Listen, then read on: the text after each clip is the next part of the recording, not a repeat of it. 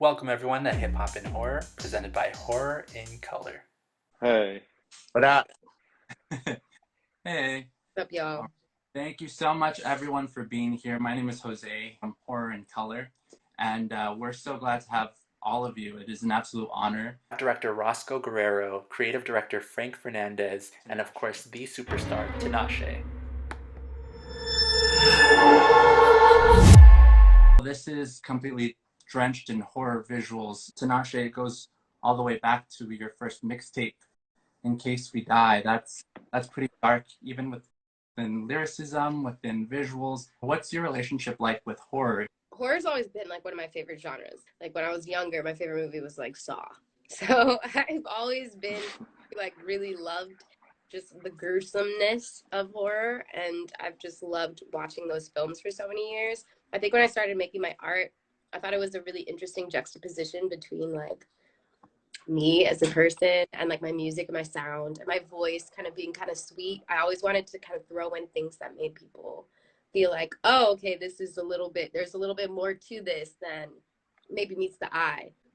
So I always loved to like spice it up with, like my first mixtape cover I had like a skeleton on my back, and I love to experiment with things that make people feel like slightly uncomfortable, or that just in general, I like to make stuff that people don't expect. So coming off the back of my X music video and coming into, making this video, I really thought it was going to be something that nobody would be anticipating, especially on Valentine's Day. And I thought it would be really super ironic. And horror has been, like I said, one of my favorite genres forever. So I was like, we should make a horror video.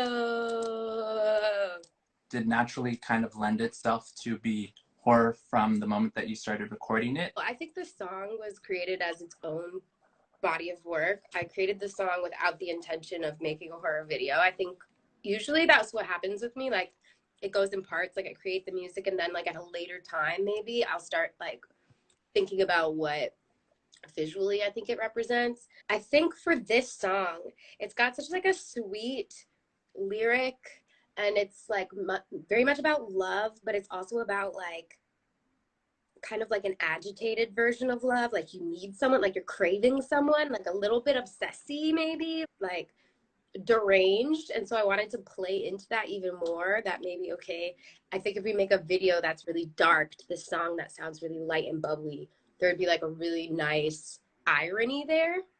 And I think that that's what the video does. It kind of elevates the song to an entirely new level for me. It like makes it mean something totally different than maybe like the lyrics on paper would. You're like, oh, maybe this bitch is like crazy. I totally see that when you write lyrics that show that the person who this song is sung to is not really willing to reciprocate that sentiment back. At what point do you find Roscoe, and at what point do you bring Frank as well? Well, I've worked with both of them before for a long time. So it's not that I just brought them in specifically for this project. Roscoe and I have worked on a few things for the past couple years, but this is like the first proper video that we've done. They knew that I had some instincts in horror, and then some of the sensibilities that maybe I could bring something to the project. And No, you definitely did. That's when I saw your Instagram and someone had suggested you, I was like, this guy looks perfect. Like yeah, he understands it. Frank and I have been collaborating for this whole 333 era. The only two things she told me, she's like, I want it to be a horror music video, and I want to be like a little Bo Peep. Yeah, I actually was sitting on a plane and we were brainstorming like what we wanted to do for the video. And I was like, yeah, I think I'm getting like, I was listening to a song in my headphones on a plane, like you're like in a different place, you're on the plane. And I was like, I'm getting like barnyard horror. Like, I think it should be like Little Bo Peep, like slutty Little Bo Peep. And so and I feel like my manager was like, question mark, I guess. And Frank was like, got it, amazing. It was like instantly on the same page. At the time, I was reading this like cookbook that A24 had put out called Horror Caviar, and it's like ugly, scary looking food. And I was like, this is kind of fucking cool. She's like eating stuff, but we don't know what it is. Like, and then we just ended up being like, no, she may be killing people. Like, we don't know, Yeah, I definitely love that, the difference in textures. The whole video is like, she really doesn't, we don't know what she's stabbing into, what she's drinking, what she's eating. We had to do a specific take of perfectly cut fruit, because before that, it still looked too gnarly. Like it looked almost like it was still like blood and guts. And like the producer from Green Glow, he's like, Steven, he's like, dude, we got to have some like very fresh cut stuff because people are just not going to get that. You know what I mean? It's crazy how much fruit looks like raw meat when presented in that context. Yeah. It Yeah. looked like potentially like some gross, like, but it was literally like chopped up strawberries and oranges. It was like really cool how they were able to do that. You posted some footage today, Tinashe, of one of the actually giving you a little push. That seems to be fine in itself. But how was it? How was it working with the live It animals? was a challenge. It was a challenge. You know, they're not like professional actor sheep, like they're just sheep.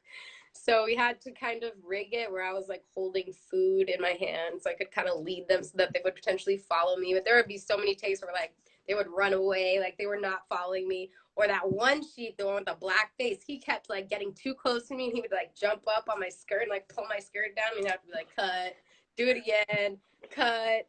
But like honestly, I felt like they were pretty well behaved considering they were not trained. But it was pretty cool to be able to actually incorporate sheep. That was really dope.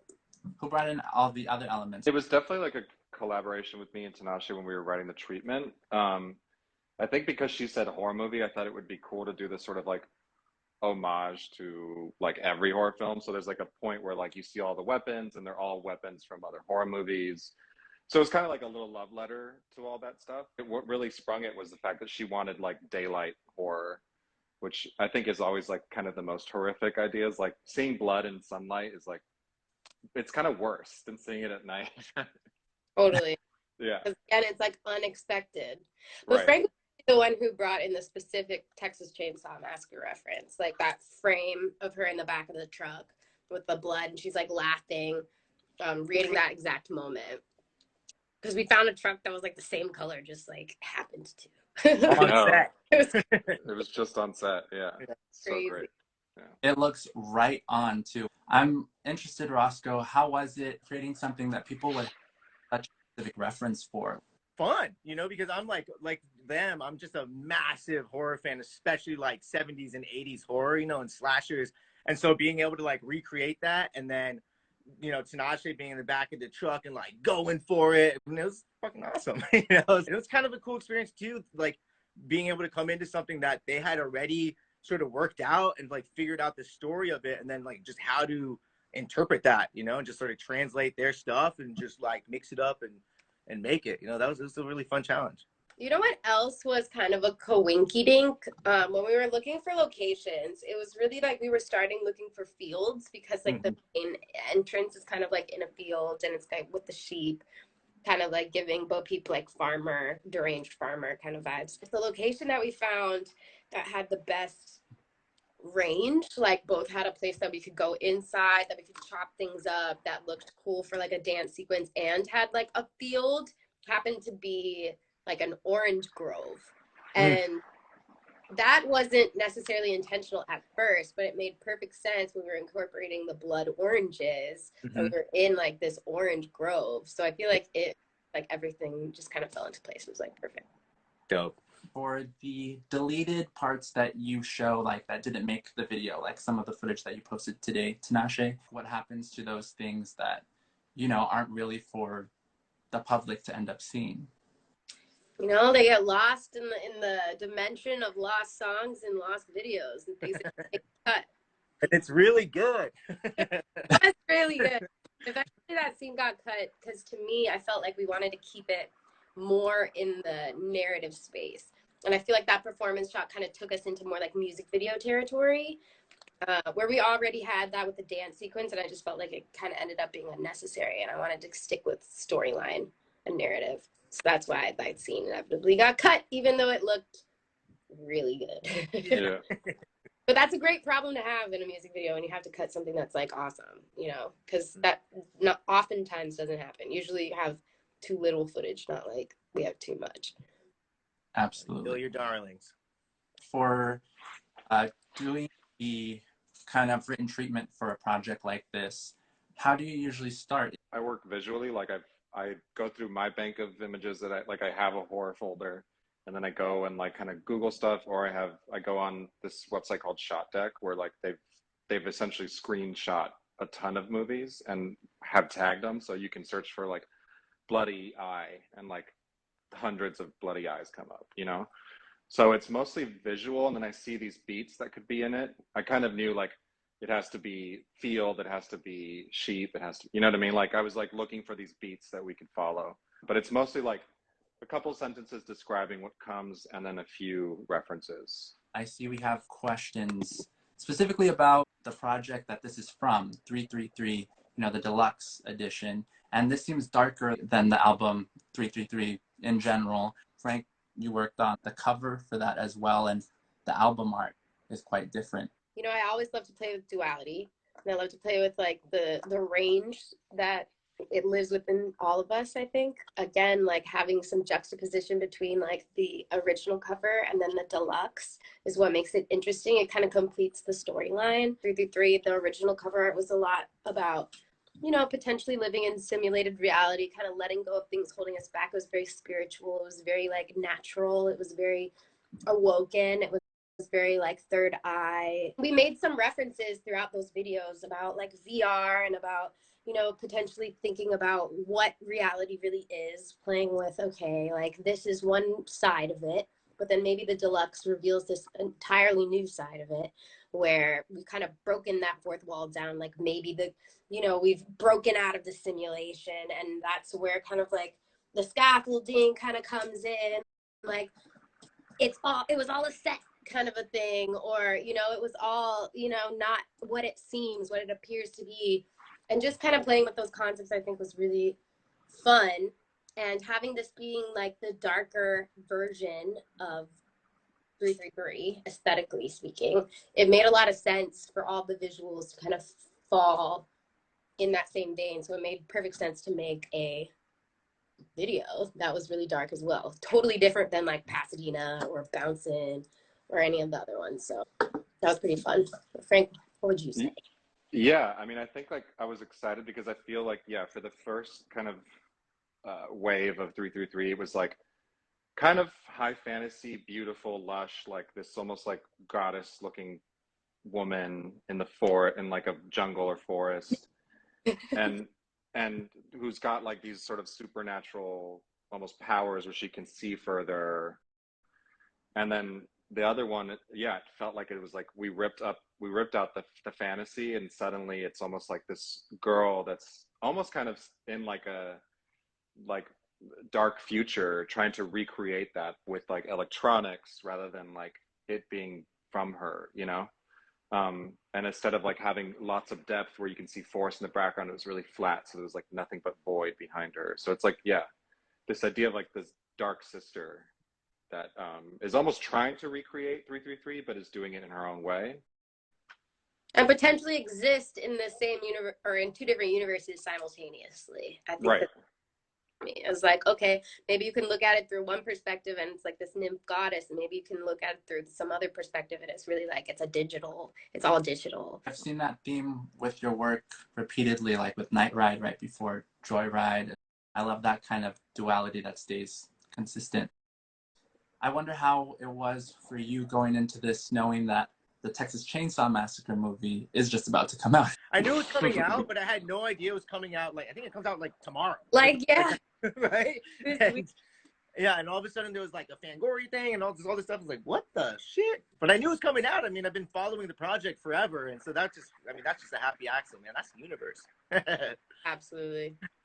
Yeah. It's really funny to me how much synergy there is with creatives just in the world, in the universe. Like a lot of times when I have an idea for something, like I do a shoot, for an example, and people have like a mood board.